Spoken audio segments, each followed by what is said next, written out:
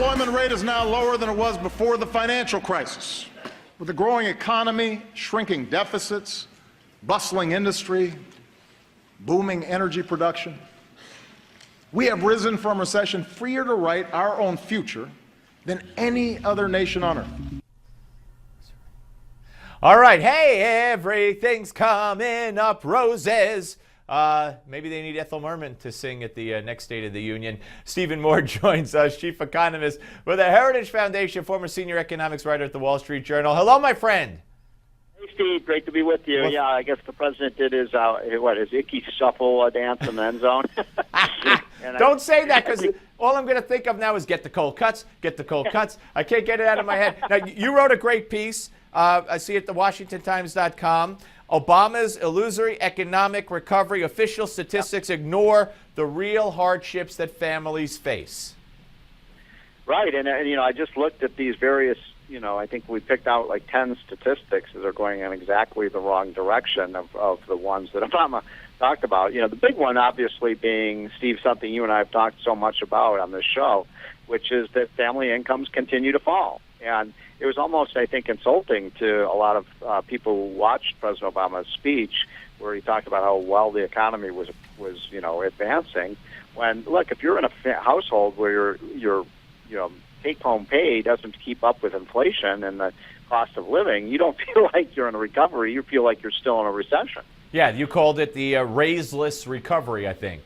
Yeah. That's right. I mean, and that's what it's been, and for half of households, Steve. So, for people in the top 10 or 20%, they're doing, pretty well. The people in the bottom 80% are doing poorly. And that was another one of the statistics I brought up, is that here's a president who has done everything, he has been so hyper obsessed with income inequality, and yet he has made income inequality worse than just about any president going back nearly 100 years. Right, and then they tell you, as you address here in your article, the myth of no inflation. Inflation is dead, but anybody who goes to the grocery store, anybody who has a kid in college, and many other things, they know that prices keep going up.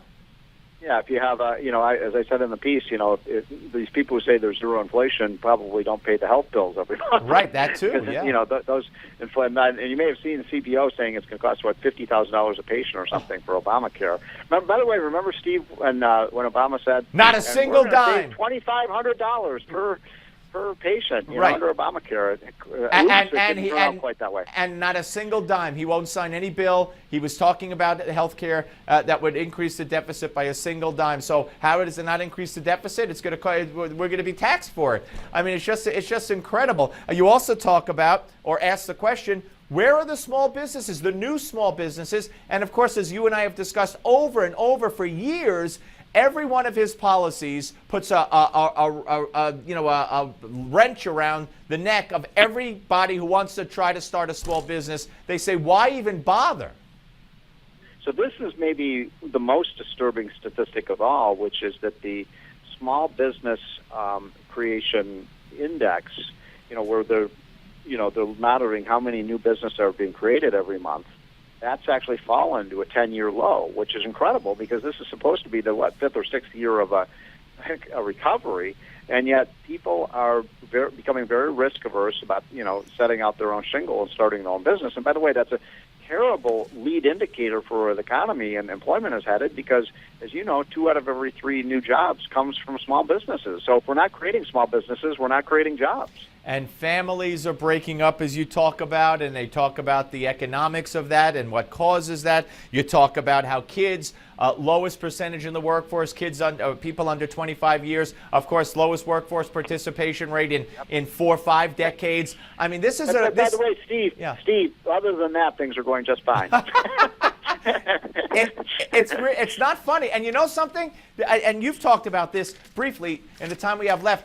The jobs that are being created in many of the states, they say it's because the long-term unemployment benefits that the Democrats fought so hard to keep and extend forever, once those go away, it leads to more people getting jobs. And that's what you've said for years.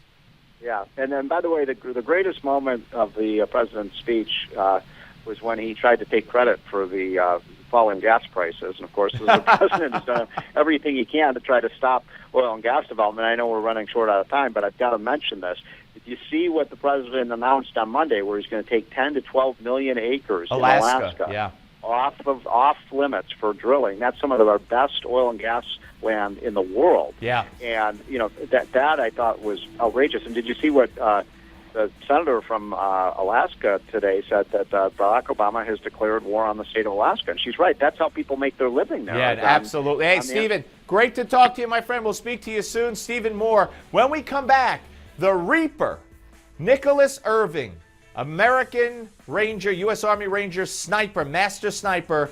Don't miss this. He's coming up next.